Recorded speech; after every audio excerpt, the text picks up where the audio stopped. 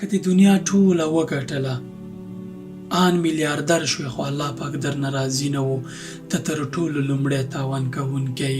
خو که د دنیا ټوله له لاسه ورکړه، له شته اومو سره دې ټوله له لاسه ورکړه، خو الله پاک درنه راضي و. ته تر ټولو لومړی ګټونکی.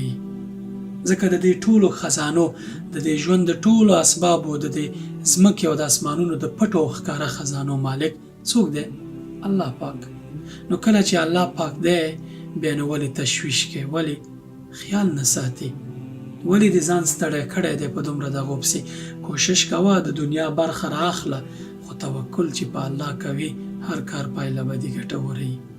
د دې دنیا د خزانو واک خو الله پاک سره دی.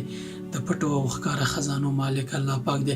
له داسې ځایه روزي درکوي چې ستا په فکر کې به هم نه راځي، خیال به دې هم ورته نه وي، خو تا ته به یې دومره روزي درکړي چې په راټولولو به یې نه پوهېږي. د الله تعالی رضا او الله تعالی سره پیاوړې اړیکه پالل رښتینې او اصلي سرمایه او پانګه ده. هر څه به دې راټول کړي، خو یوه ورځ به له دنیا نه ځي.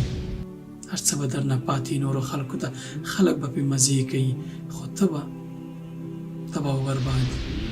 دنیا هم خوره، آخرت هم خیال ساته. آخرت په دنیا باندې لومړی دی. ډېر پام ورته کوه.